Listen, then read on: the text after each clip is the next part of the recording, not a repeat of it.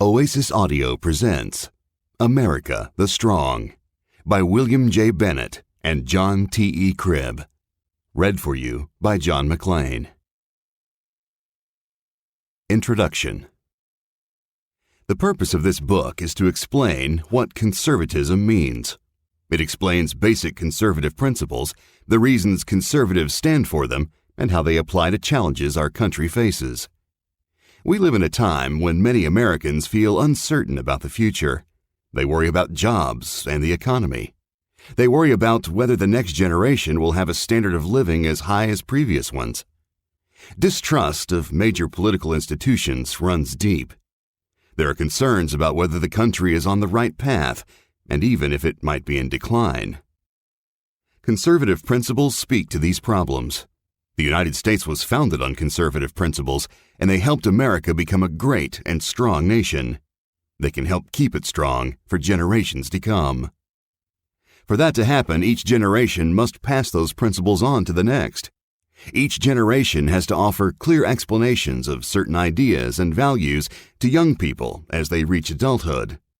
That responsibility has much to do with whether the next generation's future is dim or bright.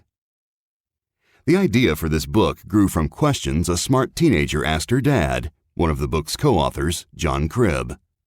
The questions came during their drives to school while listening to Bill Bennett's Morning in America, the conservative talk radio show hosted by this book's other co-author.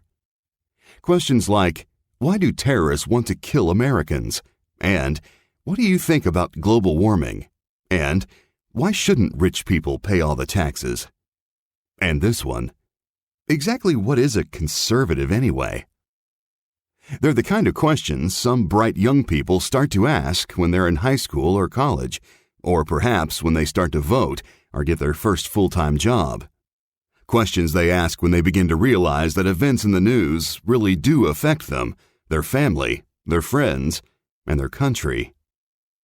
What is a conservative?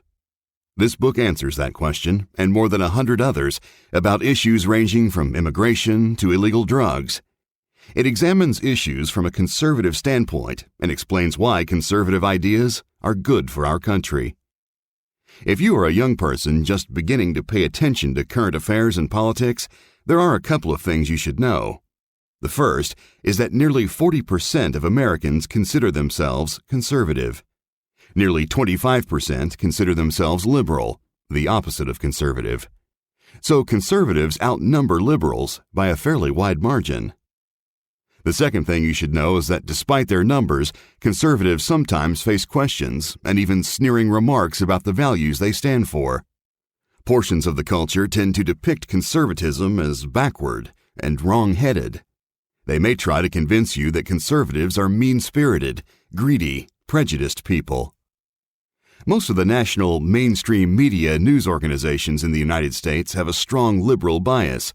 That includes ABC, CBS, NBC, CNN, MSNBC, PBS, and NPR. Fox News is the major exception. It also includes influential newspapers like the New York Times and the Washington Post. Liberal journalists outnumber conservative journalists in overwhelming numbers. Only 7% of journalists identify themselves as Republicans, a largely conservative political party. 4 times as many identify themselves as Democrats, a largely liberal party, and there is little doubt that the 50% who say they are independent generally lean left. Many reporters claim to be objective, but they slant their news coverage to favor liberal causes and put conservatives in a bad light. Hollywood, likewise, is a famously liberal place, and many of the television programs and movies it produces have the same bias. They carry messages that belittle the values and attack the institutions many Americans respect. Messages like sleeping around is fine, religious people are nuts, and businessmen don't care about poor people or the environment. College campuses may be the most anti-conservative places in the country. Liberal professors dominate most faculties. At many universities, conservative ideas are shouted down or cut off. Instructors feel free to mock conservatives in the classroom, and administrators pay scant attention when their posters are torn down or their sensibilities offended, writes a rare conservative Ivy League professor. Liberal politicians routinely paint conservatives as mean-spirited extremists. President Barack Obama, for example, who is probably the most liberal president in history, told Republicans in Congress, "Stop just hating all the time." In short, several of America's elite institutions give out anti-conservative messages, some subtle and some not so subtle. The bearers of those messages aren't interested in helping anyone understand conservative principles. They're interested in smearing those principles, and if you are conservative, then maybe you too. One good way to understand what conservatism is really about is to use the acronym FLINT to remember 5 core concepts: free enterprise, limited government, individual liberty, national defense, and traditional values. These 5 principles are a good summary of conservative thought in America today. They represent ideas, institutions, and values that conservatives prize. The acronym FLINT has several things in common with the stone flint, a hard quartz that produces a spark when struck by steel. This property made it an indispensable part of the flintlock rifle carried by the Minutemen, who were always vigilant and ready to mobilize in the Revolutionary War. Like the stone, the ideas represented by FLINT are sound and durable. Like the Minutemen, they stand for strength and vigilance in defense of liberty. They've sparked greatness in the American people and can do so again for the next generation. You can get a good overview of these principles by turning to the next section. Following the overview, you'll find chapters that go into more detail about conservative ideas and related issues using a question-and-answer format. The questions in this book are good jumping-off points for discussions about political and civic values. These are important discussions for younger Americans to have with parents and older adults. If they don't take place, it will be hard for the rising generation to understand what this country is all about and to take up its civic responsibilities. It will also be hard for young conservatives to defend their ideas.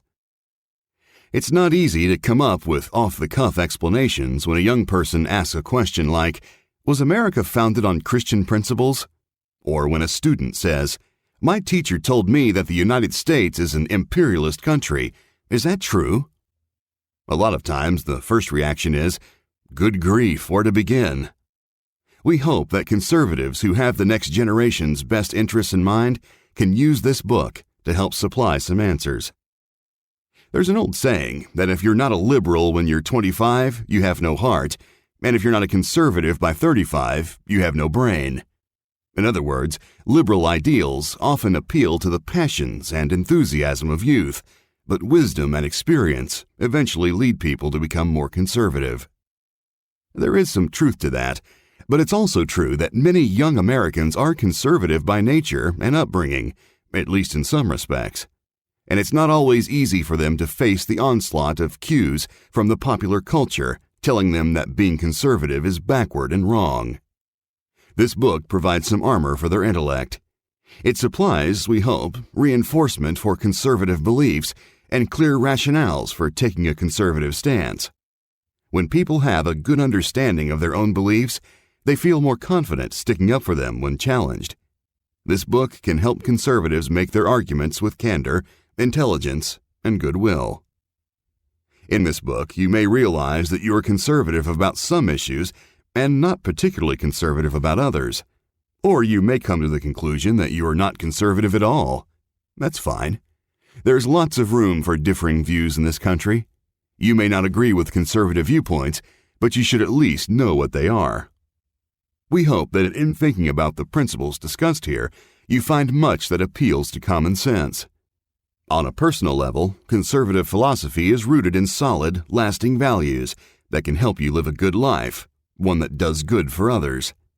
On a political and social level, those values can help your community, state, and country be better places. We also hope this book helps you understand that conservatives are not people who are stuck in the past.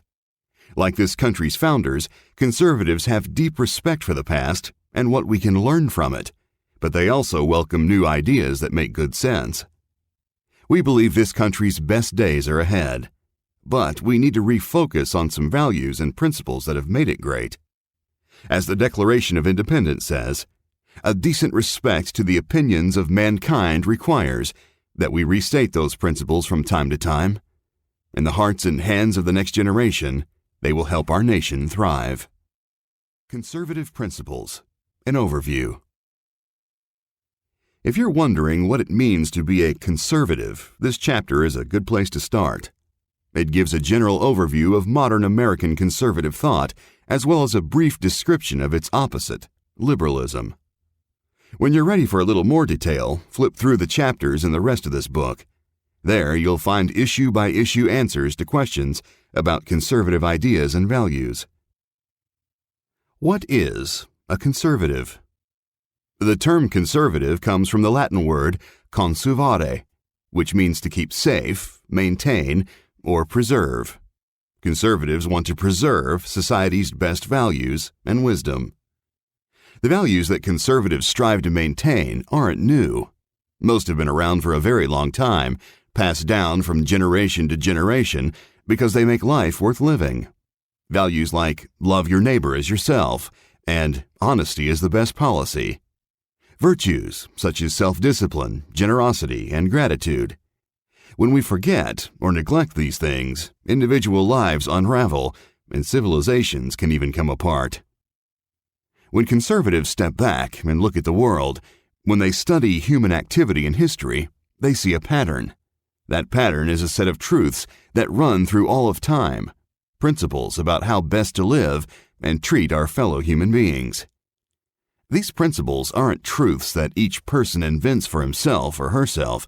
They are universal standards of right and wrong, or laws of nature and of nature's God, as the founders of the United States put it in the Declaration of Independence. They were in operation before you were born, and will be around long after you die. The Ten Commandments, found in the biblical books of Exodus and Deuteronomy, are some of the greatest and most famous examples of such timeless moral laws. No better code of conduct has ever been written. When people follow principles like "Thou shalt not steal" and "Thou shalt not bear false witness against thy neighbor," their lives tend to be fulfilling, meaningful, and good. When they break them, bad things generally happen. Conservatives recognize that enduring moral truths exist, and they are concerned with preserving ways to help us all live up to them. But conservatives don't claim to be morally superior to everyone else. Like everyone else, they are imperfect creatures. They also realize that the world is a complicated place, that applying principles to life requires judgment, and that sometimes there are exceptions to rules. For example, killing is generally wrong, but sometimes, for example in war, killing is necessary. Conservatives take history seriously. They know there is much to be learned from the long record of human experience. It reveals both the possibilities and limitations of human nature.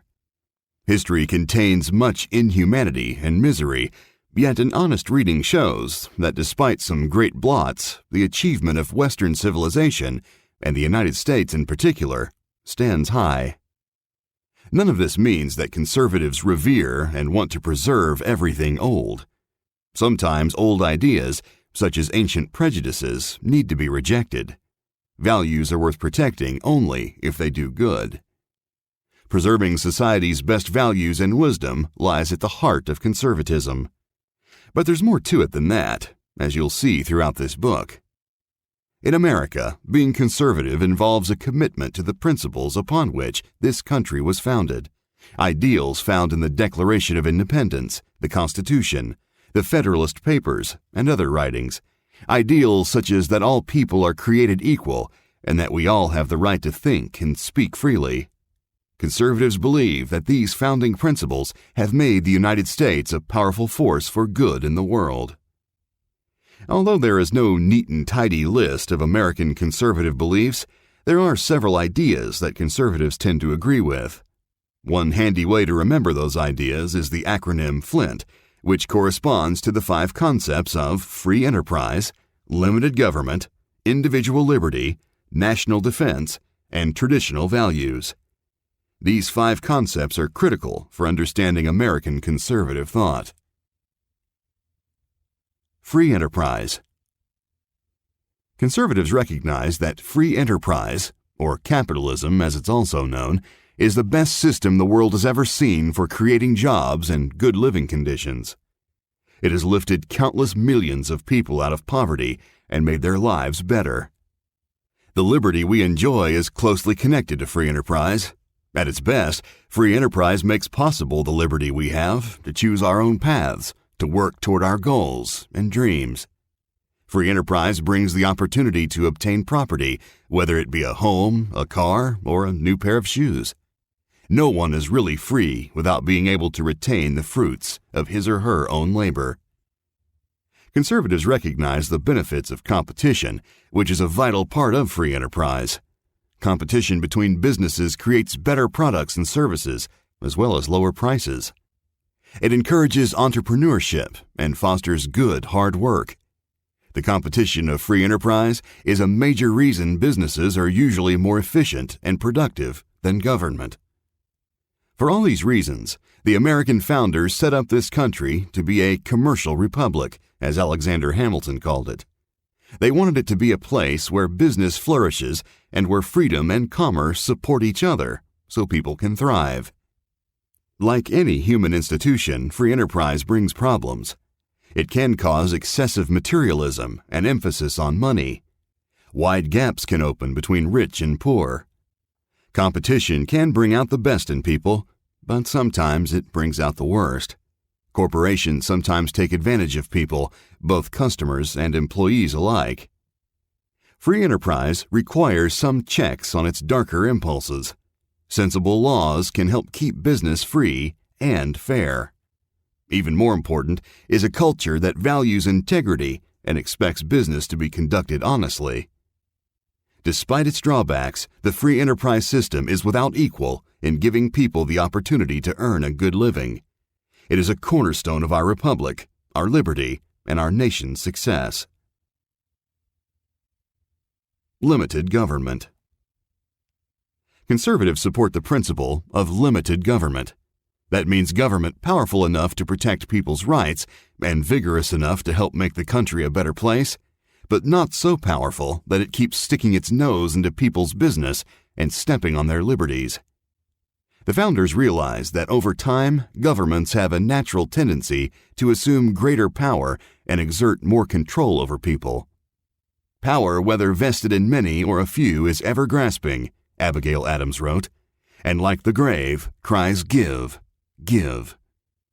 In framing the Constitution, the founders did their best to set up checks and balances to curb government's power. Despite their efforts, today's federal government keeps growing, spending, borrowing, taxing, and regulating. It's now so huge and clumsy that it has a hard time governing even itself. Many of its programs don't work very well. Bills passed by Congress are often so long and complex that few, if any, senators or congressmen read them before they become law. Researchers at the Library of Congress say that tallying the number of federal laws today is nearly impossible. Meanwhile, federal bureaucracies churn out thousands of regulations per year. Government spending is out of control. Every year, Washington spends more money than it has. As this book went to press in 2015, the federal debt was a staggering $18 trillion and rising, nearly $60,000 for every man, woman, and child. Conservatives believe we should respect the limits the Constitution places on government. The federal government should focus on vital jobs such as defending the country from foreign enemies, protecting basic rights, enforcing laws, ensuring equal opportunities, and helping people who are truly in need.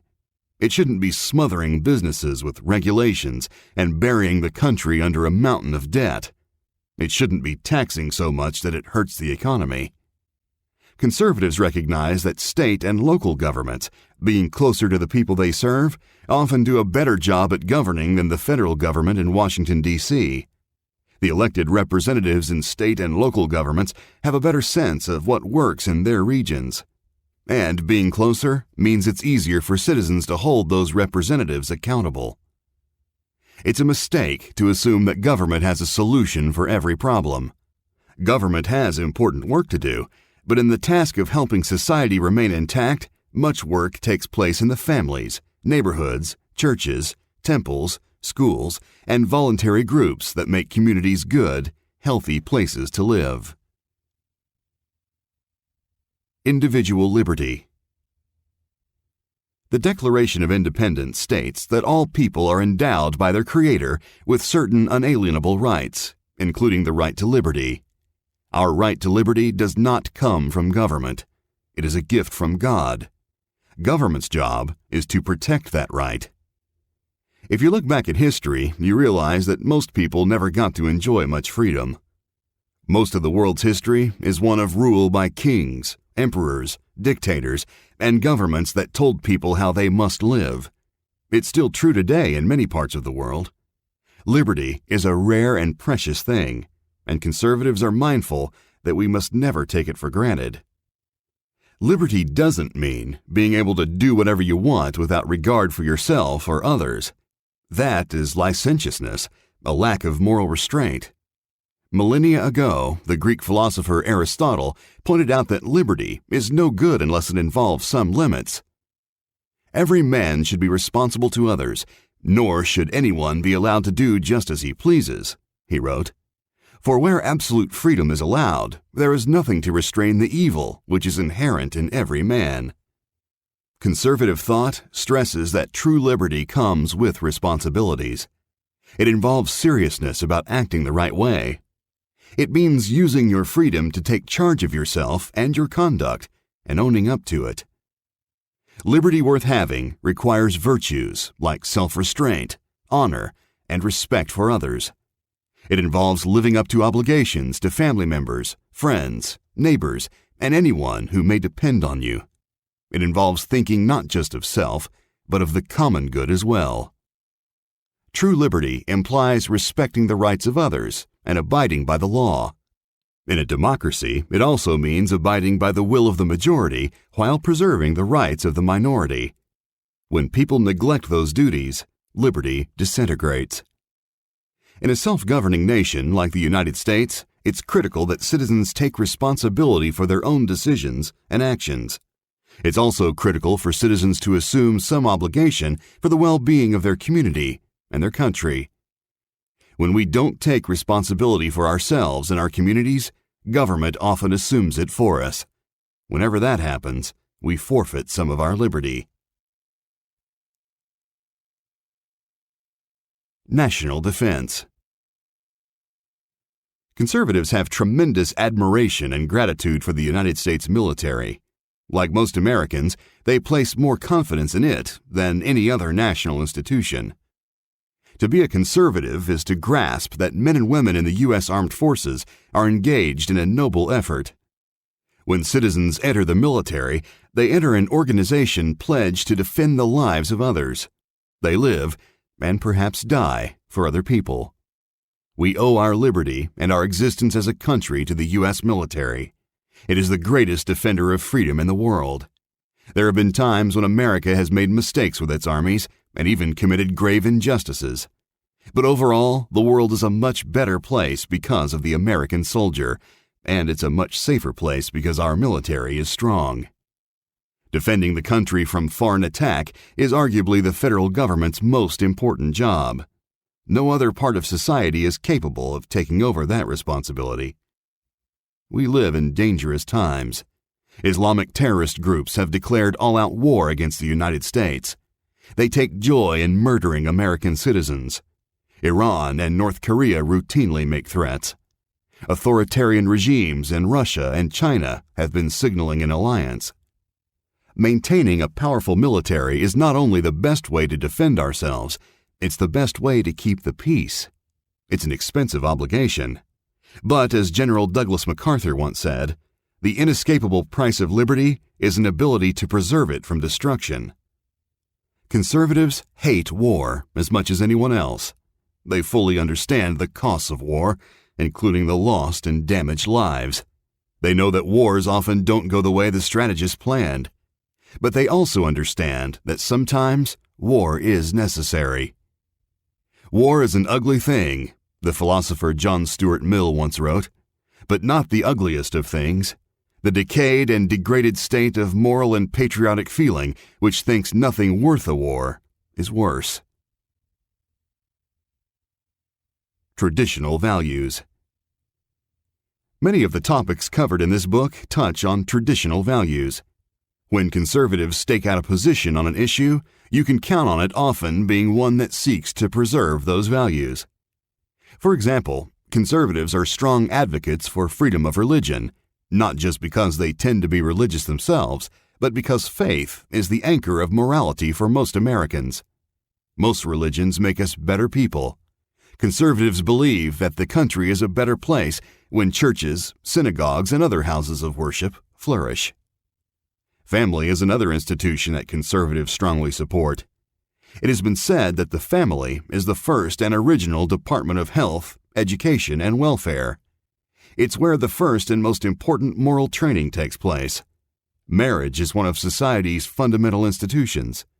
Good marriages make men and women better people, and they make homes the best settings for raising children.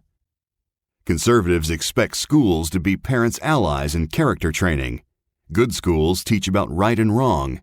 They make sure students learn math and history, but they also help students become honest, hard-working, fair-minded people who love their country. Patriotism is an example of a traditional value that conservatives promote. Some sophisticated people consider it an outdated, distasteful notion, one that can even lead nations to war. American conservatives believe that patriotism, love of country, is a virtue that leads us to improve our homeland, and that the United States deserves our love and gratitude, as well as our willingness to criticize it when deserved. A deeply held value among many conservatives is that abortion is wrong, and that society should protect unborn babies, who are among the most vulnerable members of the human community. The Declaration of Independence says that all of us are endowed by our Creator with an unalienable right to life. Most conservatives believe that children in the womb have that right. Conservatives understand that culture shapes and reflects people's values.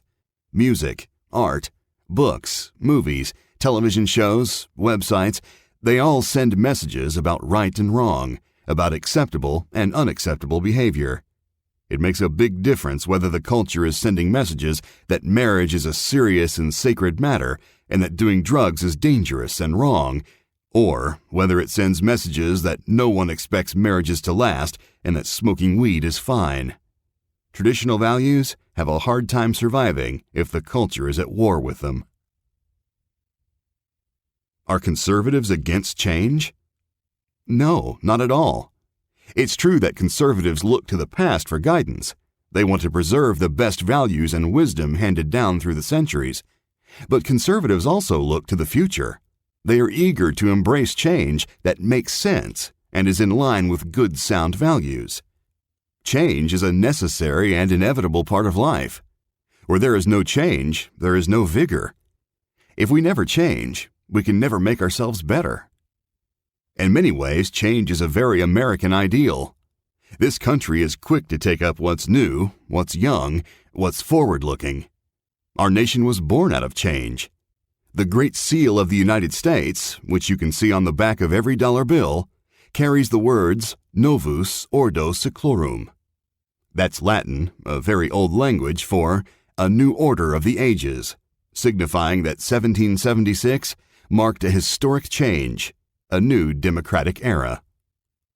Conservatives don't reject change, but they are wary of rapid change because they know it can turn out to be a change for no good reason, or change simply for the sake of change. They disagree with the notion that everything new is good and everything old is bad. And they are suspicious of politicians who promise radical, sweeping changes that will transform the world. Such promises usually end up bringing more problems than solutions. When it comes to change, conservatives often prefer to take things gradually. That gives time to see which changes are really good and to preserve conventions worth holding on to. Conservatism is grounded in reality. It seeks to make the world better, but it does so with the understanding that the world is a complex place and that often people's ideas to improve it don't work out as planned. Better to move forward step by step than lunge for a utopia that may well turn out to be a mirage. Conservatives like to look at the evidence before them when tackling a problem and ask hard-nosed questions like, has this approach worked in the past? And, has spending that money really been worth the results? They are practical-minded about reforms, but also flexible about considering different approaches as circumstances change. Prudence comes into play here. Prudence is practical wisdom. It's using reason to figure out the best course to take. Ancient Greek philosophers considered prudence to be one of the most important virtues because it allows us to make good decisions in putting other virtues like courage and perseverance into practice. Prudence helps us look before we leap.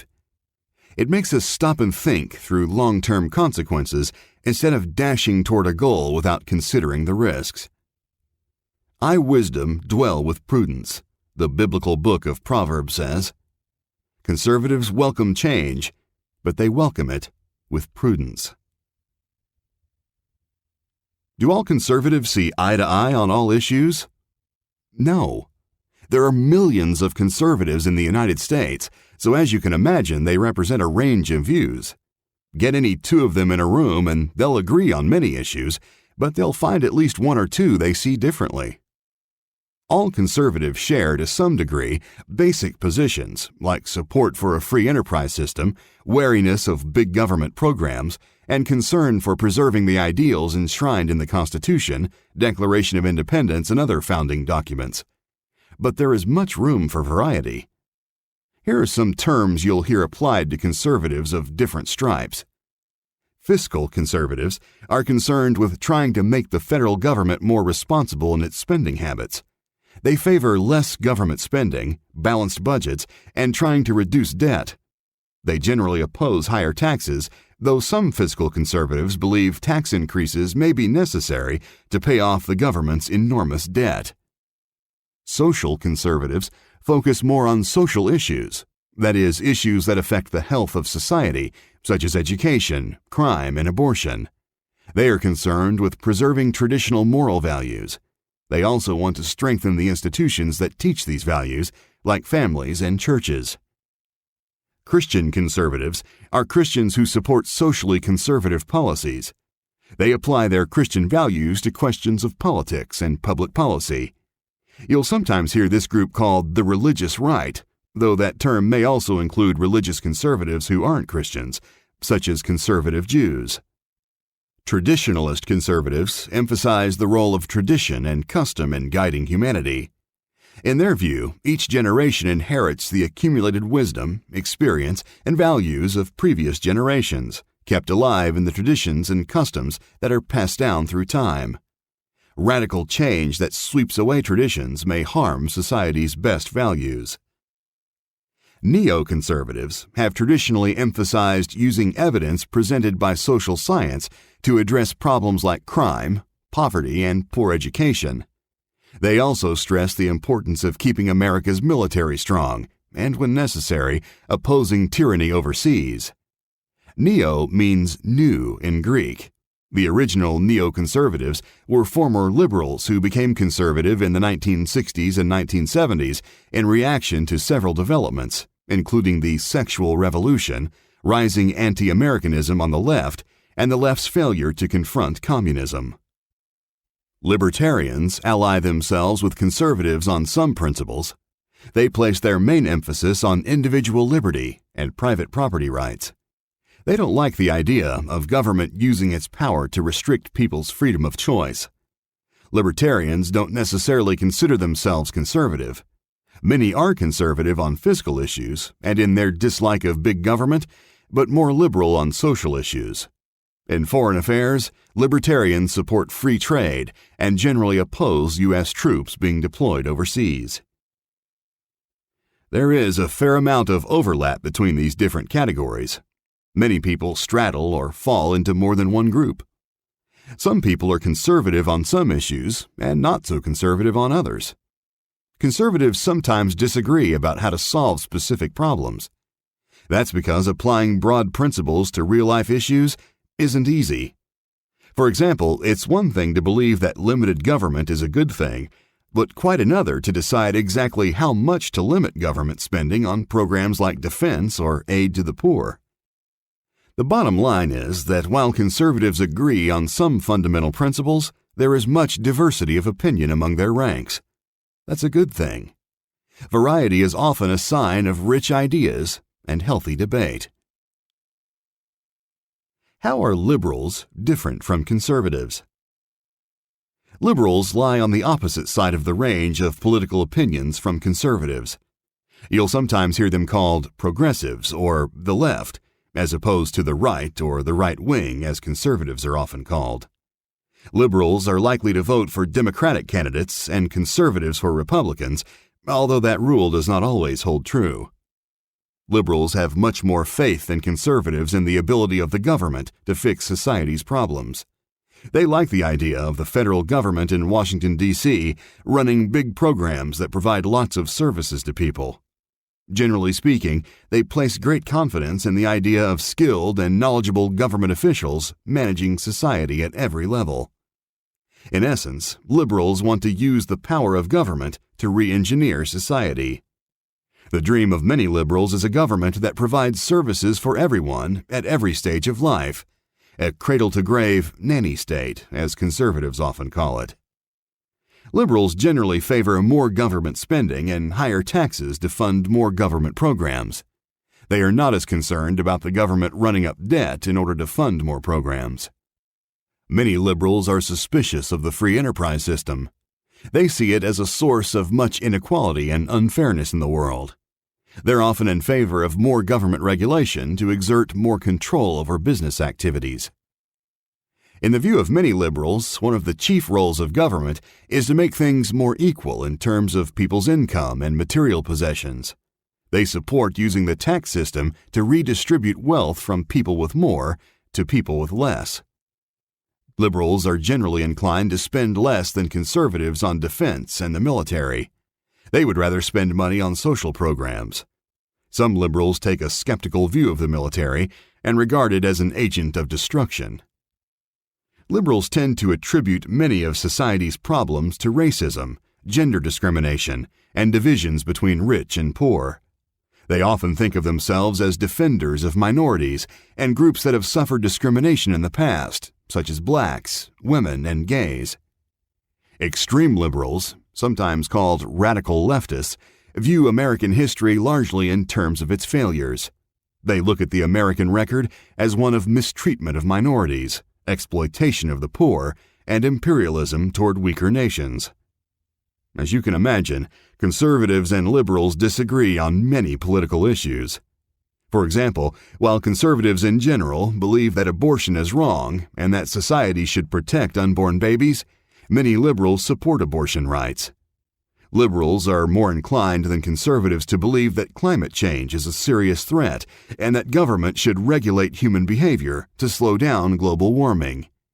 They are more likely than conservatives to believe that government should play a greater role in running the nation's healthcare system. It's important to remember that conservatives and liberals are political opponents, but they're not enemies.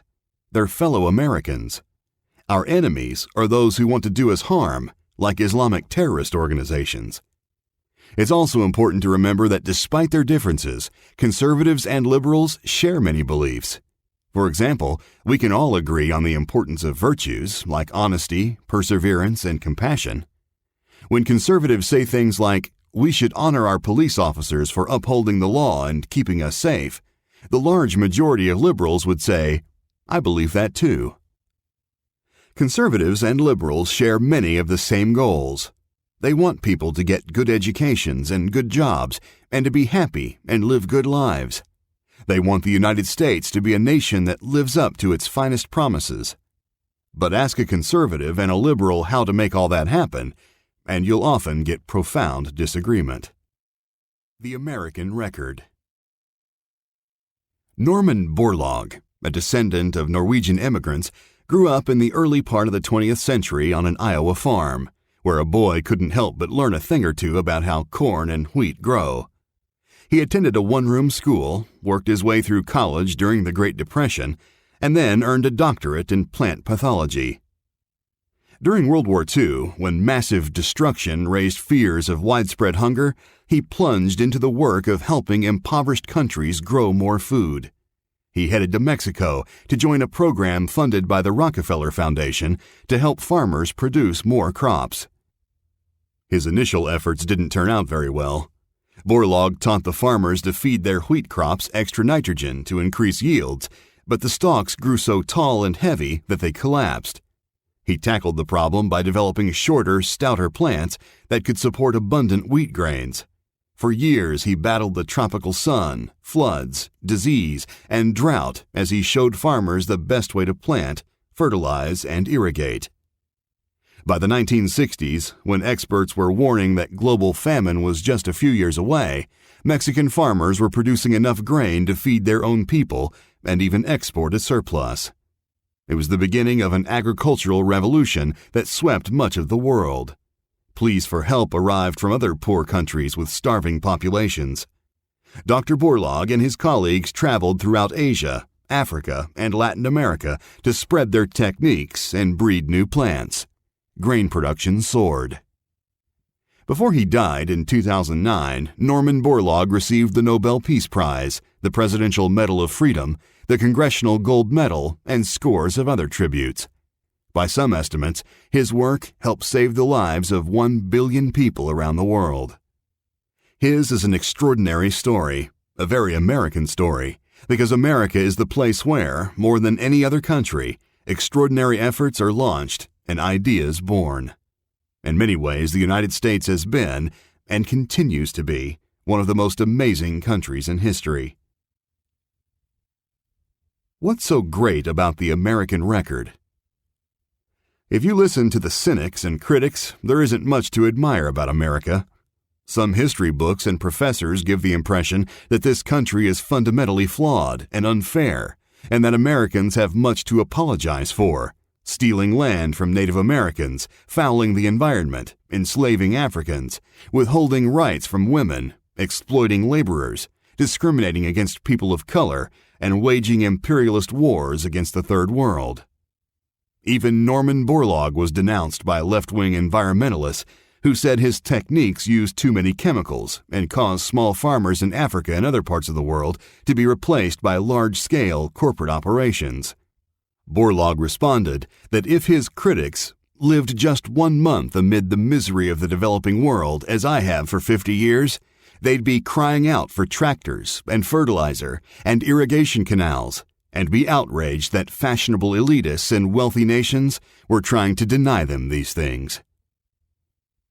If you take a step back and look at the broad picture, you see just how remarkable the American record is. For example, the United States was the first nation in history created out of the belief that people should govern themselves. As James Madison said, this country's birth was a revolution which has no parallel in the annals of human society. The U.S. Constitution is the oldest written national constitution in operation. It has been a model for country after country as democracy has spread across the world. The U.S. military is the greatest defender of freedom in the world. From the time of the Revolutionary War, Americans have been willing to put themselves in harm's way for freedom. The U.S. military led the way in defeating fascism during World War II, then led the free world in the decades-long struggle against communism during the Cold War. It continues the fight against Islamic terrorism. As General Colin Powell said, "We have gone forth from our shores repeatedly over the last 100 years and put wonderful young men and women at risk, many of whom have lost their lives, and we have asked for nothing except enough ground to bury them in. And otherwise, we have returned home to live our own lives in peace." No other country has done a better job of establishing equal rights for all citizens.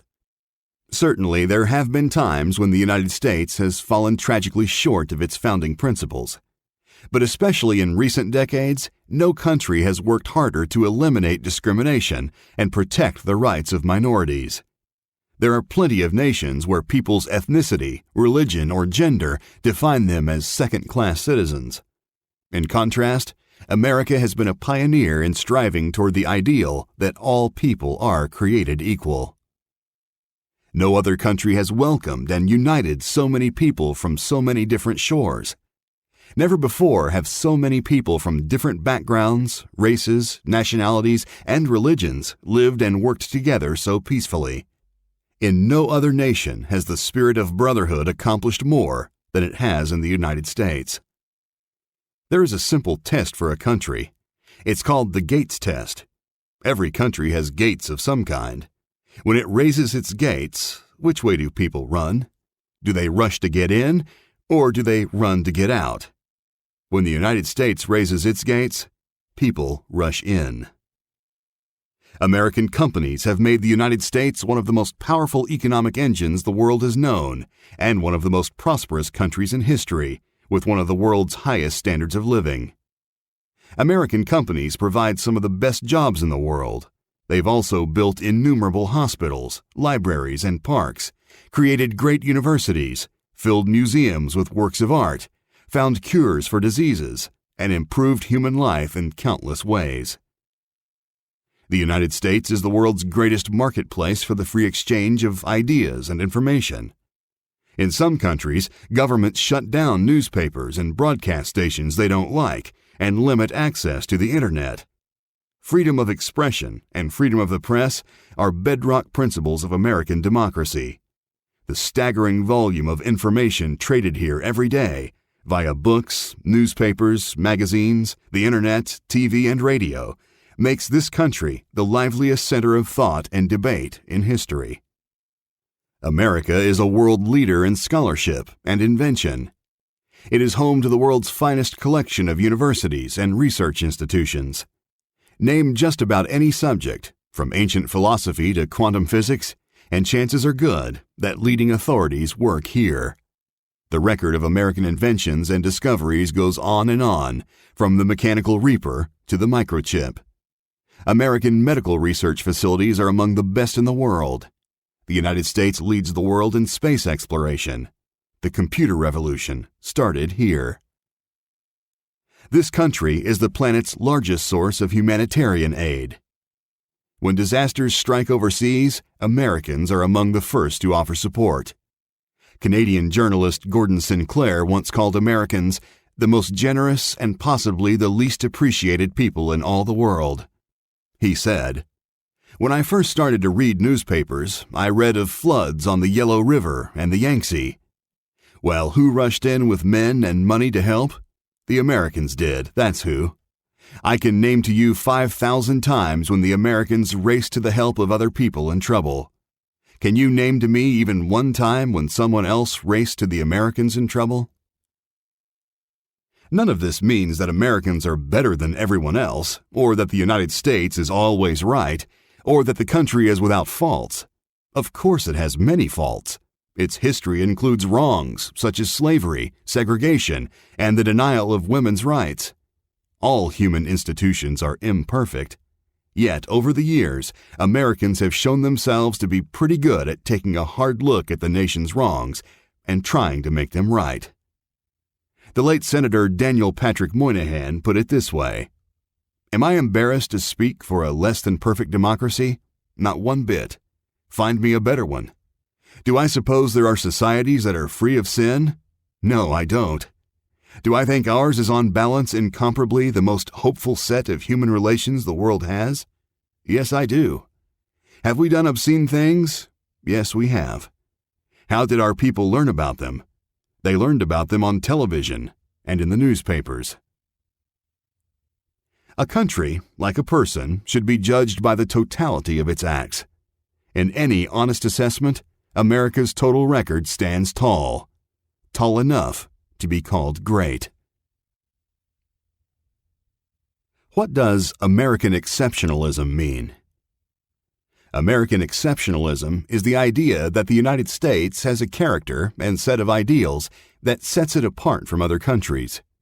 Those ideals have led it to play a unique role in history, as evidenced by the record outlined above. The idea of American exceptionalism has been around since European immigrants began coming to these shores. "We must consider that we shall be as a city upon a hill," Puritan leader John Winthrop wrote. "The eyes of all people are upon us." He was right. For most of this country's history, the world has watched to see how America has struggled to live up to its promise. Sometimes we've fallen short, even tragically short, but often we've attained heights long thought unreachable. What makes this country truly exceptional are the promises and principles of America, the old truths written into the Declaration of Independence and Constitution: freedom of thought and speech, equality before the law, the right to worship God as we please, the dignity of each individual, the freedom to pursue dreams, and the opportunity to live to our fullest potential. Such ideals, perhaps more than anything else, make us who we are. They're the glue that holds the United States together. They're what we stand for. Many people around the world look to the United States as the standard-bearer of those ideals, especially freedom. Perhaps in the end, what makes America exceptional is that often we do finally live up to our ideals. America is that special place where people's dreams about it do indeed come true. No, not everyone likes America. There will always be detractors and enemies. But for millions overseas, Americans are the watchmen on the walls of world freedom. Americans are at their best when they stand up for the founding principles and fight for them when necessary. Some liberals believe that American exceptionalism is a dangerous myth, the invention of an arrogant country that wants to throw its weight around. Our military is too heavy-handed, our carbon footprint too large, our policies too pushy, they say. The world would be better off and like us a lot better if we stopped acting like we're so exceptional. Conservatives believe that the answer to those kinds of criticisms is the American record itself. All in all, despite its blemishes, it's an extraordinary record. The world is a better place because of it. Is patriotism an outdated notion? There are always people who view patriotism as something slightly embarrassing and unsophisticated, an awkward sentiment out of step with modern times. They think of it as a down-market commodity, a cheap and easy thing. Such people get nervous that waving the American flag will make people want to start a war or step on other countries. They prefer to think of themselves as citizens of a global community. These sophisticated people are confusing patriotism, love of country, with jingoism, excessive devotion to country, often marked by aggression toward other nations. Love of country is a good thing. Patriotism doesn't mean obnoxious boasting, but it does involve taking pride in our country's achievements, sticking up for its principles, supporting its efforts, and cheering it on at times. It means offering respect to our nation and to its institutions. True patriotism is informed patriotism. When you really love something, you recognize its strengths and faults. Patriots are what James Madison called loving critics, who examine their country's actions closely, raise concerns when necessary, and try to make their nation as good as it can possibly be. Conservatives aren't shy about critiquing their country, but they're also not shy about celebrating American ideals and all the good this country has done. They certainly aren't the only people to take pride in the United States. But one mark of conservatism is to be unembarrassed to say that this is a great and good nation. Why is it important to say that? First, because it is the truth, and the truth is always worth saying. If we forget the truth about this country's greatness, we stop being a great people. We weaken the American spirit. Second, recognizing America's greatness helps make us grateful. No other country has ever offered so much opportunity to learn, to grow, to make a living, to make a mark. We can't take that for granted. Let us not commit the sin of ingratitude for so many blessings. Third, recognizing America's goodness helps us love this country, and loving it makes us want to protect it. Nothing good lasts when people don't cherish and protect it. If we don't stand up for America, it will disappear. One of the best ways to appreciate this country is to learn about its history. Do a little reading about Washington's crossing the Delaware, the building of the Transcontinental Railroad, the March on Selma, or the landing on the moon. Visit places like Kitty Hawk, the Alamo, or Pikes Peak. The more you know American history, the more you will come to realize that it is one of the greatest stories of all time. And you come to see why Abraham Lincoln called the United States the last best hope of Earth. Part 1. Free Enterprise. One summer day in 1807, a crowd gathered on the bank of the Hudson River in New York to watch Robert Fulton launch a boat driven by a tea kettle. People called it Fulton's Folly and predicted it would explode. Fulton lit the boiler, and the boat chugged up the river at an astounding 4 miles per hour. The Clermont, the first commercially successful steamboat, marked a new age of steam transportation. Orville and Wilbur Wright dreamed up the first airplane in their bicycle shop in Dayton, Ohio. They experimented with model wings in a wind tunnel built out of an old wash tub, a fan, and a wooden box. One of the nation's leading scientists had shown by unassailable logic that human flight was impossible. But on a frigid December morning in 1903 at Kitty Hawk, North Carolina, the Wright brothers' plane lifted into the air with Orville aboard and launched the age of flight. In the early 1970s, Motorola Corporation began developing a wireless phone that people could carry around with them. One day in 1973, Motorola engineer Martin Cooper stood on a sidewalk in Manhattan, punched a number into a handset while pedestrians gave him curious looks, and made the first cell phone call. "Joel, I'm calling you from a cellular phone," he told his counterpart at rival Bell Labs.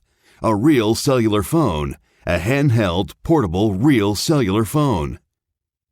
That first cell phone was as large as a brick and weighed 2.5 pounds. Within 4 decades, billions of people worldwide had pocket-sized phones. On April Fool's Day, 1976, 25-year-old computer hobbyist Steve Wozniak, woes to fellow nerds, and his friend Steve Jobs, 21, formed a company to sell a computer circuit board that Wozniak had built. Jobs sold his Volkswagen minibus, and Wozniak sold his programmable calculator to fund their efforts. They assembled the circuit boards in the Jobs' garage. It was the beginning of Apple Incorporated. All of those ventures were made possible by a system that in itself is a miracle, one that has transformed the world again and again: free enterprise. Free enterprise is an economic system in which property, resources, and industry are controlled by individuals and businesses to make profits.